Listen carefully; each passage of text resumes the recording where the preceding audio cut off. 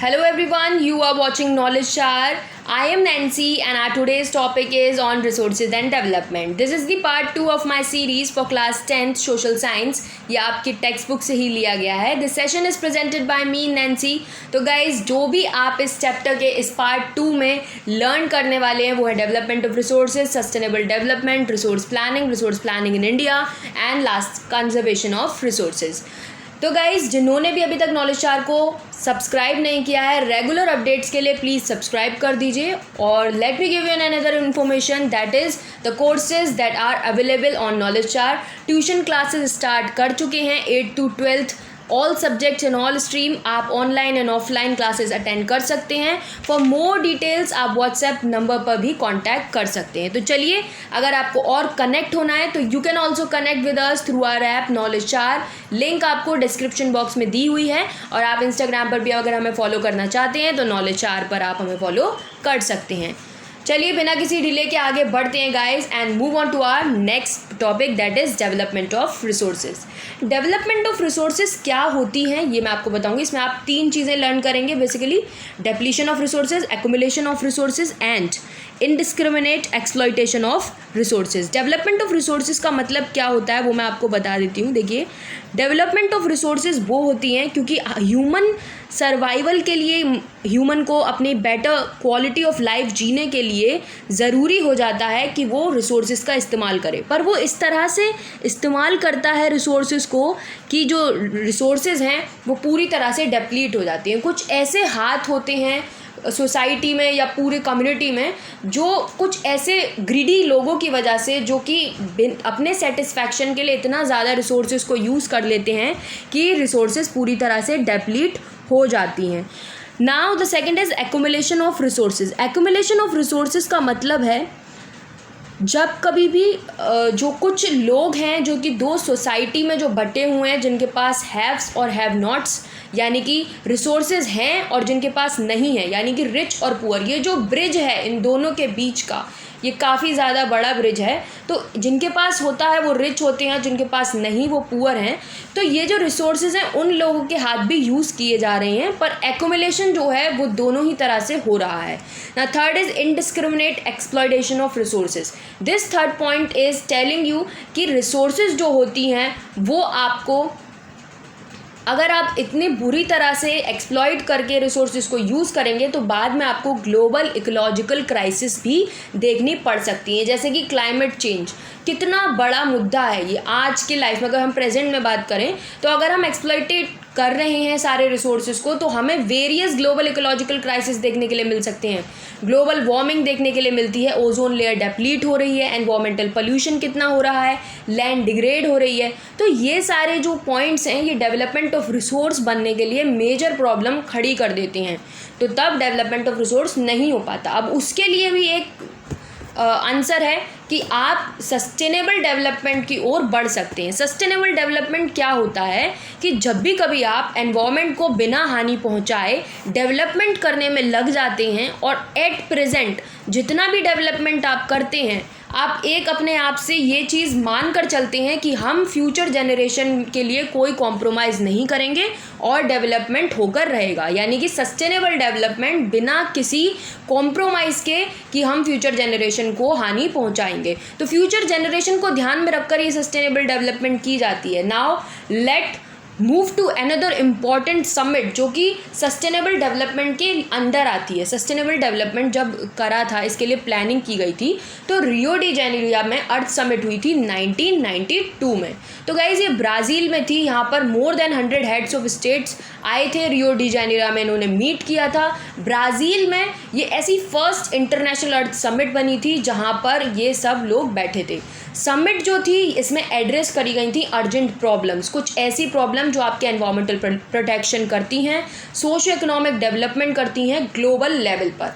वहाँ पर कुछ लीडर्स असेंबल हुए थे और उन्होंने साइन किया था declaration on global climate change and biological diversity. तो इस रियो कन्वेंशन की वजह से ग्लोबल फॉरेस्ट प्रिंसिपल ने एजेंडा 21 को अडॉप्ट किया था ताकि सस्टेनेबल डेवलपमेंट 21st सेंचुरी के लिए अचीव कर लिया जाए. तो इस एजेंडा 21 में जो कि 21st सेंचुरी के लिए के लिए करा गया था, इसमें क्या था, चलिए मैं आपको बताती हूँ। In this declaration sign by world leaders के द्वारा साइन की गई थी, 1992 में ही थी ऑफ कोर्स।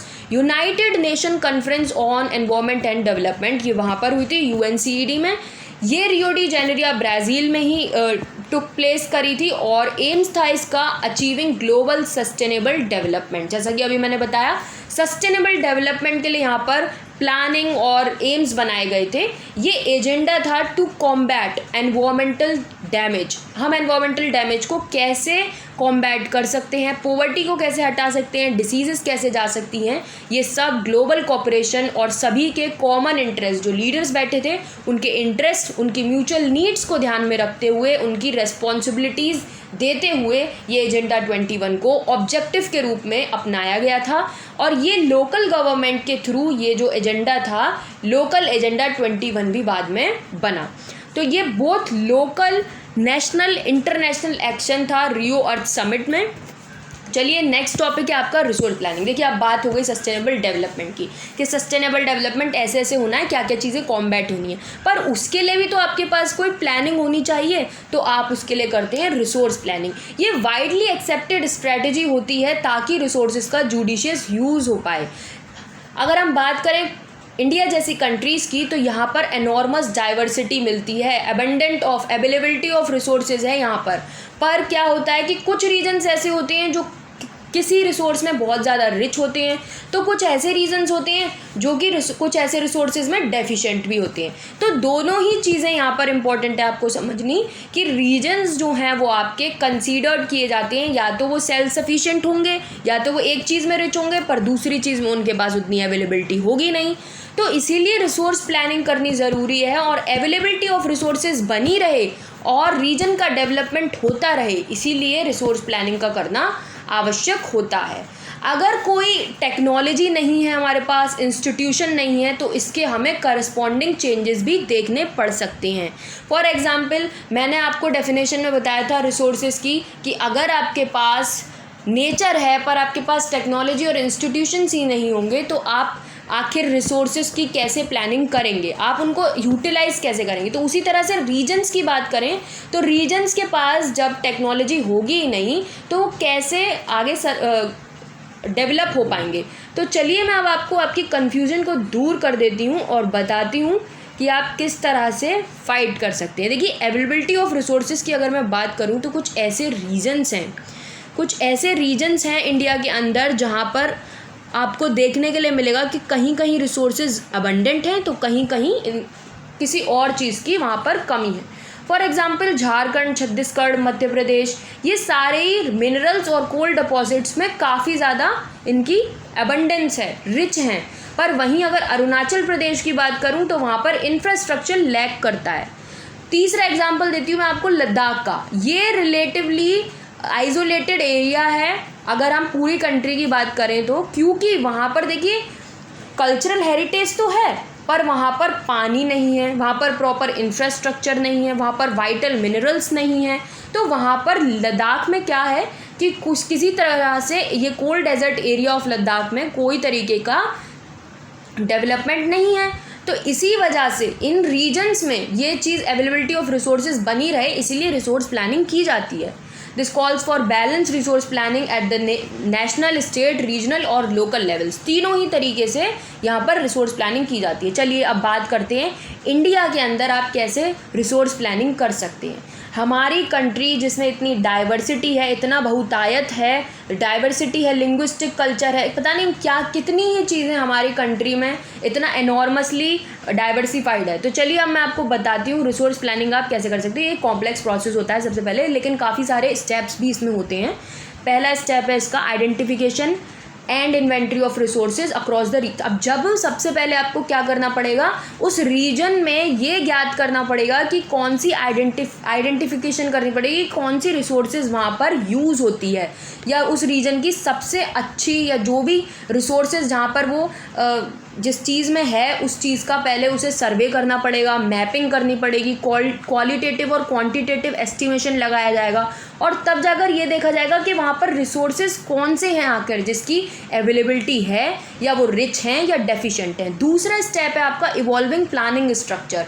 अब भाई आप किसी चीज़ के लिए एंडोर्ड करेंगे, अगर आप पहले से ही एक स्ट्रक्चर बनाकर चलेंगे, एक एप्रोप्रिएट टेक्नोलॉजी का एक उचित इस्तेमाल करते हुए स्किल, इंस्टीट्यूशनल सेटअप, इन सभी को लगाएंगे तभी तो आप इम्प्लीमेंट कर पाएंगे। तो ये सेकंड स्टेप होता है आपका इम्प्लीमेंटेशन और इवॉल्विंग अ प्लानिंग स्ट्रक्चर को बनाने के लिए। थर्ड पॉइंट पर आ जाइए, matching the resource development plans.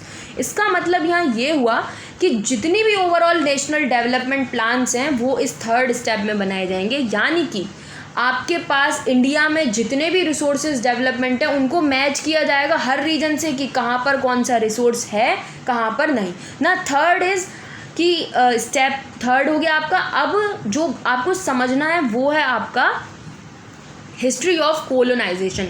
ये मैं आपको इसलिए समझा रही हूँ क्योंकि हिस्ट्री ऑफ आपको समझ में आनी उतनी ही ज़रूरी है, क्योंकि ज्योग्राफी और हिस्ट्री जो है वो कहीं ना कहीं एक दूसरे के साथ साथ चलती है। क्योंकि वहाँ पर जब हम प्लानिंग, प्लॉटिंग और इन सब स्ट्रक्चर्स की बात करते हैं तो हमें पीछे का भी कुछ देख लेना चाहिए। तो चलिए उसी को रिवाइज करते हुए एक नज़र डालते हैं कोलोनाइजेशन पे। हिस्ट्री ऑफ कोलोनाइजेशन के थ्रू ये रिवील हुआ है कि जो रिसोर्सेज रिच हैं वो कॉलोनीज़ जो थी वो main attraction of foreign invaders हुआ करती थी। यानी कि हिस्ट्री में जिन रिसोर्सेज के अबंडेंस हुआ करती थी, जो रिसोर्सेज रिच हुआ करते थे, उन कॉलोनीज़ पे मेन अट्रैक्शन था फॉरेन इन्वेडर्स का। वहाँ पर फॉरेन लोग आते थे, इन्वेड कर आए थे। It was primarily higher level of technology development of colonising country. क्योंकि वो कॉलोनाइजिंग कंट्रीज थी तो इसलिए वहाँ पर टेक्नोलॉजिकल डेवलपमेंट भी ज़्यादा हुआ करता था। that helped them to exploit resources of other regions and establish their supremacy over the colonies। अब क्या होता है कि जब एक कॉलोनी होती है तो वो यही तो चाहेगी कि उसका रीजन जो है वो फर्दर डेवलप करे या उसके पास जितना भी रिसोर्स है उसमें उसके पास अपनी खुद की सुप्रीमेसी आए, एक अथॉरिटी बने। तो इसीलिए अदर रीजन्स को वो क्या करते थे, एक्सप्लॉइट करते थे और अपने रीजन्स में क्या करते थे, सुप्रीमेसी लाते थे। तो इसीलिए रिसोर्सेज का कंट्रीब्यूशन भी उतना ही ज़रूरी हो गया और डेवलपमेंट के साथ साथ ही नहीं बल्कि एकम्पनेट कर दिया गया एप्रोप्रिएट टेक्नोलॉजिकल डेवलपमेंट और इंस्टीट्यूशन के सेटअप करने से। तो इंडिया ने ये सब एक्सपीरियंस करा और ये डिफरेंट फेजेस ऑफ कोलोनाइजेशन हुए। इसके बाद इंडिया एक डेवलपमेंट बना, उसके बाद जनरली रिसोर्सेज डेवलप हुए। पर्टिकुलरली ये जो थे इवॉल्व करते थे एबिलिटी ऑफ रिसोर्सेज से, but technology, quality of human resources और हिस्टोरिकल एक्सपीरियंस होना लोगों का उतना ही ज़रूरी था। Now come to this last topic, that is this last topic because ये पार्ट 2 का लास्ट टॉपिक है, आपको ये समझना ज़रूरी है, कंजर्वेशन ऑफ रिसोर्सेज। अब हमने बात कर ली हम इस रीजन में कैसे प्लान करें, कहाँ पर क्या किस चीज़ का रिच है, क्या डेफिशिएंट है, पर अब हमें कंजर्व भी तो करना पड़ेगा उन रिसोर्सेज को। तो जी हाँ, हम रिसोर्सेज को कंजर्व करेंगे। अब रिसोर्सेज को आप कैसे कंजर्व कर सकते हैं, ये ज़रूरी है डेवलपमेंटल एक्टिविटी के लिए, ताकि आपका जो कंट्री है वो ये देख पाए, ये समझ पाए कि हाँ भाई हम कहीं तो कंजर्व कर रहे हैं। बट इरेशनल कंजप्शन की वजह से, ओवर यूटिलाइजेशन रिसोर्सेज का होने की वजह से सोशियो इकोनॉमिक प्रॉब्लम्स आ जाती हैं, एनवायरमेंटल प्रॉब्लम्स आ जाती हैं जो मैंने अभी आपको बताई थी। जैसे कि जियोलॉजिकल प्रॉब्लम्स देखने के लिए जियोलॉजिकल क्राइसिस आ जाते हैं, डिग्रेडेशन, लैंड डिग्रेडेशन होता है, सॉइल कितनी ख़राब हो जाती। तो ये सारे जो प्रॉब्लम्स हैं ये एनवायरनमेंट से रिलेटेड हैं। उसके बाद क्या होता है, ये डायरेक्ट इम्पैक्ट होता है सोशियो इकोनॉमिक लेवल पर। तो इसको ओवरकम करने के लिए, इन सारी प्रॉब्लम्स को ओवरकम करने के लिए कंजर्वेशन ऑफ रिसोर्सेज होना ज़रूरी है।